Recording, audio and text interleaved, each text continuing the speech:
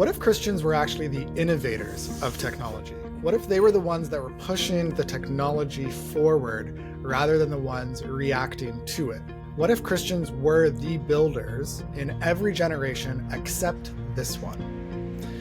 That's one of the questions that I'm thinking about after watching Wes Huff's video, A History of Technology and Christianity. And I brought my two co-hosts along, Austin and Joel. Great to be together, guys. This is going to be fun. I am genuinely thinking about this question of like, should Christians be the early adopters, right? One of the things that Wes talks about, he's a historian, he talks about how Christians have generally been early adopters. And I've seen other research on this, like it's not just Wes himself, Destroyer of the Gods, Larry Hurtado. He really introduced me to the idea of Christians doing the codex first. John Dyer talks about it in his book, People of the Screen. Like, this is not just Wes' own research, though he does add his own personal insights that I found fascinating. And even if he had to wake up someone in the crowd who fell asleep, I thought it was great. But that's my big reaction. Austin, what was your big reaction? I loved this video. As somebody with a biblical studies degree, the stuff that Wes presented in the first half of his video covering the development of scrolls and codices and textual criticism and all of those things. He did an excellent job bringing in the highlights from kind of multiple overlapping but also distinct conversations in a way that was like really clear and accessible. Like, this is probably going to be my go-to video going forward if somebody has a question about how do we get the Bible or wants a big picture overview of the history of the Bible. I'm probably just going to send them this video, because that first 15 minutes or so, he did a stellar job summarizing something that you could take an entire lecture just on or a book over, and that's hard to do. So I really appreciated that. I want to hear Joel's thoughts on the video specifically, because I watch, the history of the development of scripture and the technology of the codices and the printing press. And I'm viewing that primarily through a theological lens or a biblical studies lens. Like there's an explicitly religious angle to that. And that kind of colors the way I see that development in a way that I don't consistently apply to like new tech today. I'm much more critical about current tech than I am about this historical tech that was used in the development of Christianity. And so I want to hear Joel's thoughts on it, because Joel is someone who is working, if we're to have an analogy here, like he's the guy working on like the technology of the codex or the technology of the printing press. Like, he's working on the how the thing is, while I'm thinking primarily in terms of what the thing is saying. So I want to hear what Joel thought on it, because I bet he has some interesting insights on it. Yeah, when you guys sent the video in the channel, I guess I looked at the image rather than the title, and it said "The Gospel According to TikTok." I was like, it did say that, yes, and he didn't actually talk very much about that. Well, it's from his larger presentation at the Apologetics Canada conference. So there was probably some material after this that they cut off, and maybe they'll upload it. Maybe they'll release it later. Yeah. Well, let's see if what we're going to talk about almost predicts what they're going to say. But like you were saying, the first little bit was really about the history, right? Of how the Bible came to be in the specific form, and really like a lot of the technology and innovation that came to that. So, where you kind of leave off is like, okay, are we still on this trajectory? And I think, you can take it at the micro level, which is like, hey, we've improved the printing press even further into, the ability to create different fonts, the ability to like how you put ink on paper, different types of paper, like, a lot of that kept going on the paper path. And then we switched to, the digital path, right? It's like, oh, it's not just a paper screen, it's like an illuminated paper, which now allows you to kind of like view it without like a separate light. You can view it in the dark, right? It like emits its own light and those type of things. There's like those sort of aspects. But I think if you zoom out even further, right? It's like, how does this fit on our current technological timeline with artificial intelligence, with audio improvements, with those type of things? My position has always been that this is part of a larger ability for us to have a deeper, more intimate connection with Scripture. And what I mean by that is, a lot of, thinking about when I grew up, it was like you read the Bible and you can hear it spoken by a preacher or someone who is like putting it into their words. And now it's like, if you go into the future of like augmented reality, you could go into Bible times and hear the parable of the 5,000, right? Or the preaching to the 5,000. So you could experience that in a much more immersive feeling. And maybe that's a word that I'll like pivot on. Immersive, because you have more of your senses. You can have sight, you can have smell, potentially even, taste, touch, right? These other things, which will give you a very different experience than just reading and imagining. Obviously, there are trade-offs to that, but I think that is what it starts to open up. And then again, like, we don't really have all the smells recorded, for example, from that time frame. So how are we going to accurately recreate that? And that's this question mark where mine goes to. So you're talking a lot about the technicalities, but thinking just from the video itself, like, was it inspiring for you? Were you like, yeah, man, I'm going to go build something now? Or were you like, oh, I don't work at a Christian tech company. I'm working at a company that's not explicitly Christian, just building robots and AI-enabled machinery to make companies more efficient. Like, you're building important stuff, but I feel like there's always sometimes a tension with Christians. I've felt this interacting and talking with a lot of people through faith tech. Like, it's like, oh man, I just want to do something Christian, Right. Yeah. So something like this, does it resonate with you, or does it almost create a guilt in you or whatever, that you're not, like, how do you respond emotionally? Yeah, I think it resonates. And this is just kind of like off the cuff, really just what I'm thinking right now. My perspective could change, but I do think with right now, we're in this phase of generative coding, where you can code by just like prompting, and that's actually picking up traction, and you can get to a good V1 of a product. You're probably not getting to a product that actually can scale, but at least it gets you to that point where you can do more validation of your idea, right? In the past, you'd make like UX screens, and then you take a couple people and you have like, oh, click this, and it's like very guided. Now you could actually do like a mock-up of an app or a mock-up of something. So I think, coming back to your point, I feel like, oh, maybe with what I'm doing in my main job, I can actually transfer those skills more easily with the newer innovations to do something that is more directly applicable to the ministry, even if my main work doesn't translate directly as easy. So I think, yeah, I'm encouraged that, like, oh, we might be entering an era where people who don't even have the technical background, because it's so hard to get into coding if you didn't take it like through school, can be like, well, now it's opening up to me and I can do something. So I'm encouraged in that way that, yeah, more people should get into making stuff. And now is like a really good time to do it. I think that touches on something that, like, because coding specifically, like, I can't code. I don't know how to code. I know like some base fundamentals of like HTML, and that's it. I think that's why I've always hated web design. And why I like the thought of like building a website. It's just like, I would rather go do a million other things other than try to build a website. But I think that there's something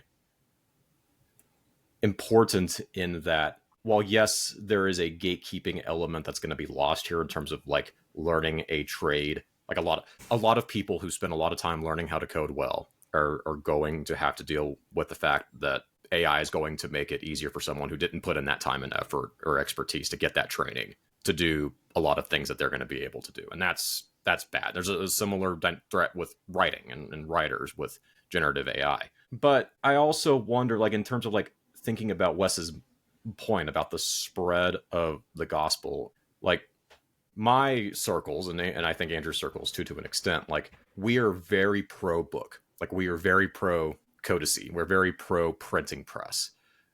We are champions of reading, champions of this particular medium of transmission of message. We're aware of the side effects. We know that there are side effects to this, but we celebrate and champion the good that this has brought and the good that we can see from this over the years. And it seems like something switched in us, like in the early 2010s, we were champions of social media for the same things, and then we started seeing the side effects of social media and started getting spooked. And our message changed from social media can be used to transmit ideas about theology or the gospel or the Christian faith to social media is dangerous and maybe we should back off from this. But I wonder though if, like, especially with AIs, all the ways that AI is threatening to disrupt things, of like, is it worth the side effects for the good that comes with it? Like, is the ability to empower more people to use technology to transmit the gospel and to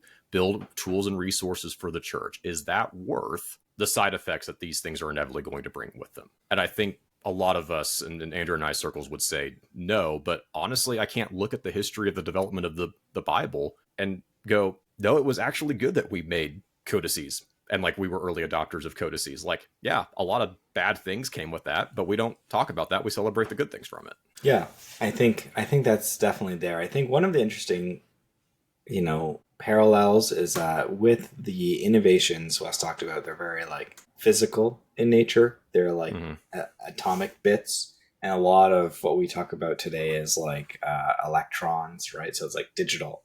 And I do think that's going to be coming back. There is this whole like physical innovation resurgence. But specifically to your point, it's like there were people who, when the Bible was being translated to, a different language, were like, hey, this is bad. We need to be the intermediates. We need to be like the mediators of like scripture. So I think that is kind of normal. And it's interesting to see people find themselves on that side, because it is maybe harder to see optimistically what could happen when maybe access is made easier. And if access is really the fundamental question, I think that should be maybe more what is scrutinized in the new forms that it's presented. As like, is it kind of converting the truth of the message rather than the how it's presented? Yeah, it's a big if. Like, what is the goal with the next iteration of the next technology? Because it's always going to have a purpose behind it. So the printing press had a particular purposes for ease of access, replicability, so you're not handwriting and making mistakes. So there was, in the development of the printing press, a goal of truth, of precision, of accuracy, that is almost the opposite with AI, you could argue, because of the way that generative AI, at least, is going to, by its very nature, try to fill in the blanks based around its vast array of data sources, and as we've talked about before. So I think I basically want to say every technology has trade-offs. We need to be more aware of those trade-offs. I appreciated how Wes quoted Neil Postman in saying technology has unforeseen consequences, and it is not always clear at the beginning who or what will win or who or what will lose. Some Christians argued against the printing press and said it's going to be terrible for society, right? Especially those within Catholic circles, because they were worried about the pull away from the church. And I do think that there's something to that argument. I do too. Yeah. And John Dyer talks about this in his book. I was recently at a church and I was like, I want to talk to you about social media, yes, and the flaws of that, but I also want to tell you about how physical Bibles make us individualistic and make us question authority. Yep. That is real. There are real side effects with everything. So I see this conversation in two different contexts. One is the context of Sunday morning, and the other context is evangelism and missions. Sunday morning, I want to highly restrict, the means that we use 100%. For God's grace to be there. So we need a preached word. We need to follow 1 Timothy 3 and who's qualified, all of 1 Timothy, for who's qualified to do that and what they are to do on that Sunday morning. You do need to have some sort of regulatory approach to this. Even a regulative principle would be something for people to look up and consider themselves, that we can't just invent stuff apart from scripture when it comes to how we worship. God takes that seriously. But then when it comes to like, you know, going out and using technologies on missions and evangelism, I want to be more flexible. And I think some Christians, they don't see those two fields as separate, and they kind of conflate. So I've heard some people say to me, why can't we on Sunday show videos from the chosen? And I'm like, well, because that's not how God has told us to worship him. Right. Yeah. And there's a uniqueness to that event. Even if you're not Reformed or Presbyterian, you should still respect how God has said through Paul in 1 Corinthians that there's an ordered approach to the gathering. It can't just be anything. And there's certain things that were dictated in preaching, for example, and a certain model that was set by Israel in terms of how Ezra spoke for the people, you know. So we won't go into all this now, but I think when it comes to AI and immersive and all that kind of stuff, I'm like, all right, I see a place for that, you know, in some form. When it comes to evangelism and missions, I just want to be careful when it comes to the church still being the church embodied together, local pastor preaching the word. I think that's actually a really good distinction to make about, like, we could probably have more of a freer positioning towards, you know, evangelism and missions with technology, and then have more of a scrutiny for Sunday. But there may actually kind of be osmosis effect of like the evangelistic and missions technology back in the church. And one example, one example would be like speaker systems, right? Yeah. So back in the older days, you'd have a smaller group or you'd have to be, you know, over the water for the words to travel to a larger audience. And that would create a more intimate, smaller church environment. Now that we've said, well, actually we can use mics and we can have bigger audiences, that also changes now this like dynamic, right? And has brought trade-offs into that Sunday format. But I think, you know, collectively we'd said, well, I think the net of that is still positive.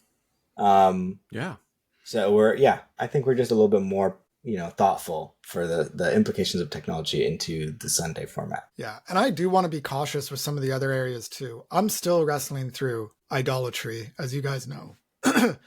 And so one of the things, are you allowed to make an image of God? Yes or no? According to scripture.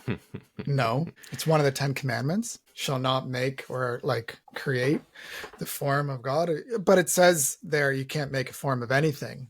And you should not do that for yourself. Maybe there's an implied purpose there. But yeah, there's been some within church history who have said, you know, we shouldn't depict Jesus in any way. So when you're describing, you know, hearing the Sermon on the Mount, let's not do that. Now, theologian Michael Horton, he says, we don't know what Jesus actually looked like. So depictions of him, he's going to permit, you know, and he's reformed with a capital R, you know, so Nobody would accuse Horton of not being reformed because of his stance on the second commandment. Nobody. Right. So I see his like flexibility there. But I do want to wrestle with it because it's like, we need to be careful in the way that we treat these images, the way that it becomes so immersive. Like I haven't watched many movies or shows for a long time. And then you guys have got me into Severance. I got to be honest with you. I am feeling emotions that I like don't normally feel. I'm just like engaged in it, and I'm watching it on like my iPhone 10. Like I'm like still immersed because it's just a screen with great audio and great visuals and great storytelling and the emotions, the characters, all that. But I'm really caught up in it, right? In a way that a book doesn't do that for me in the same way. And so, yeah, I think I just like my plea to Christians is be aware of how every technology in your life affects you both positively and negatively.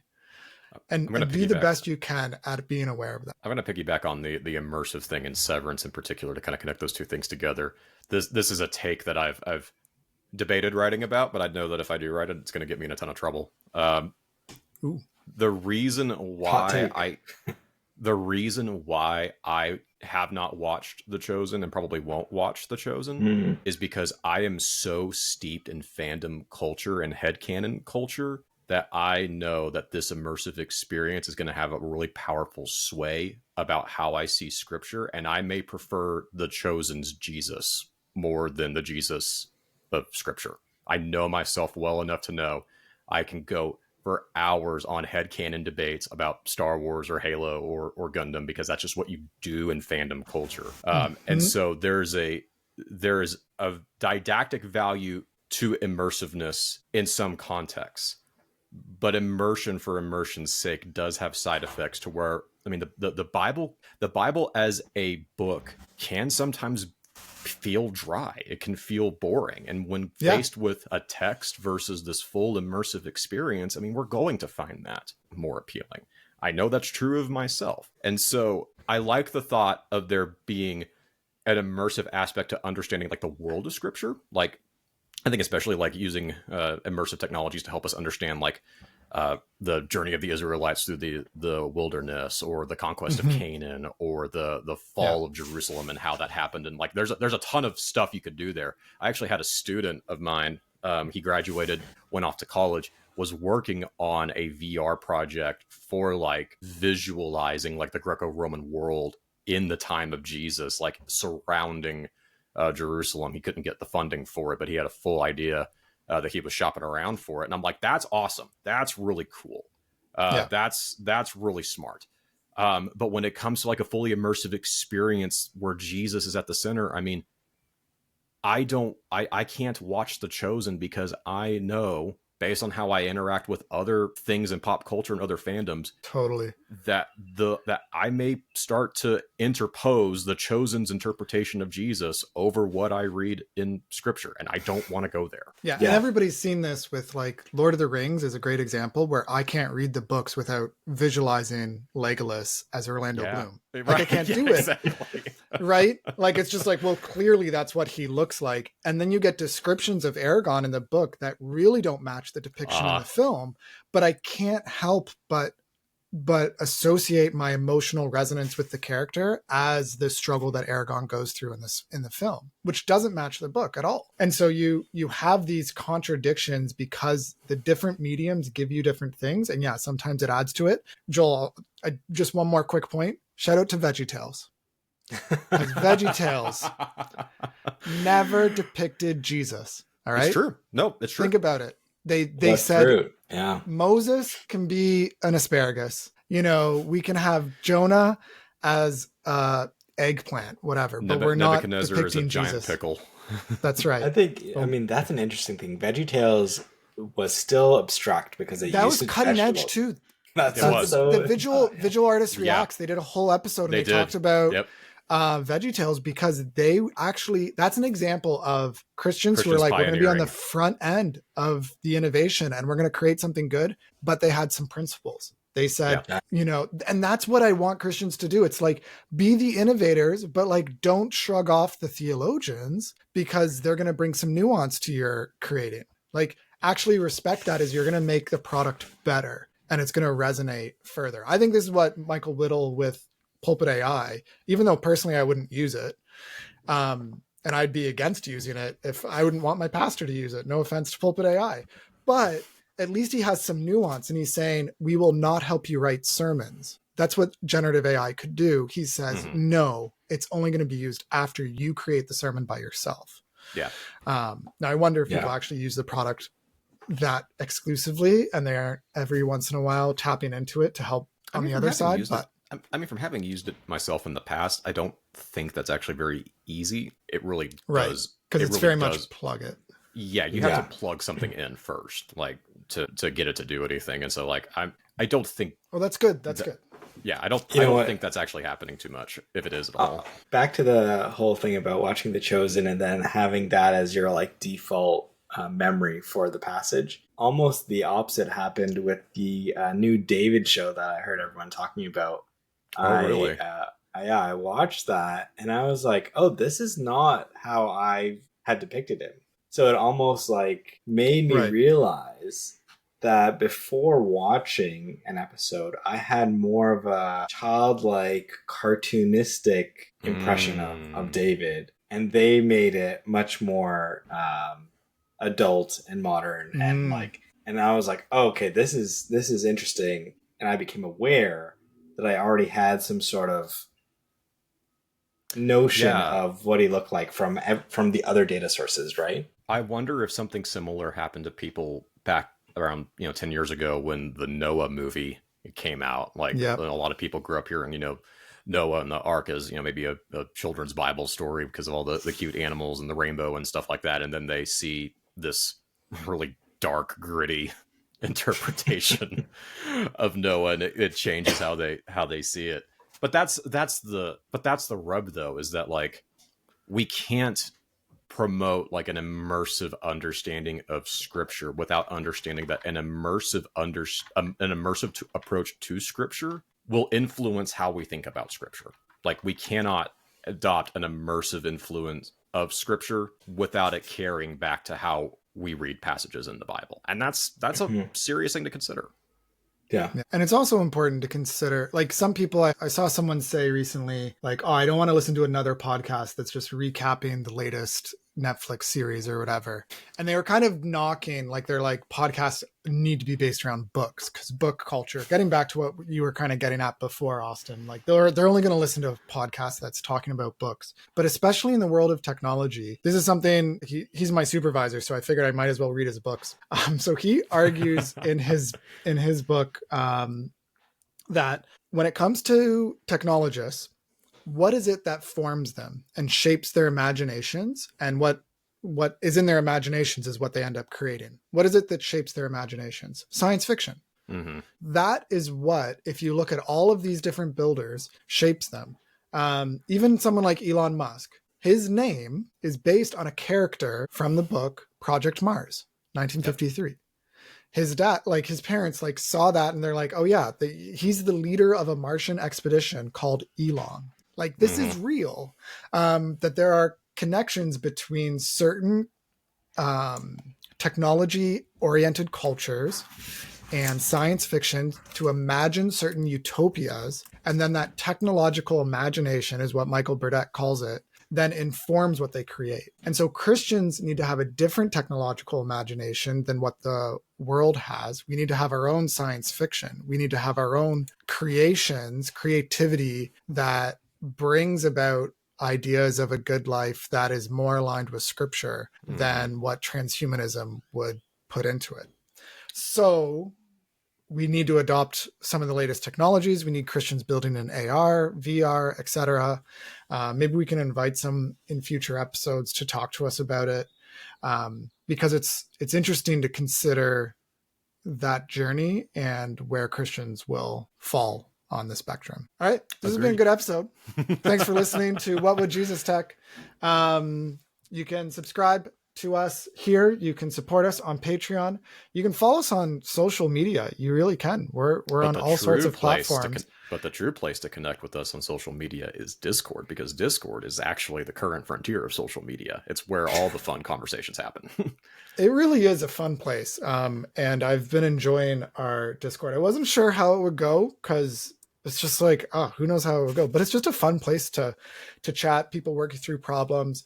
I kind of depicted it as similar to our Discord group is like a pub, and you're at a table. There's a group of people there. You know some of the people at the table, but you don't know the rest, but you know they're friends of the people you know. And then you end up being able to talk about the things that other people are talking about, but you can join one side of the table or the other side of the table. And just like when you go out to the pub, sometimes someone goes to the washroom and never comes back. Exactly. You don't hear from them again. And that's what Discord is sometimes. You're like, wait, wasn't there another guy in here that was talking a bunch? Where'd he go? And that's just how it works.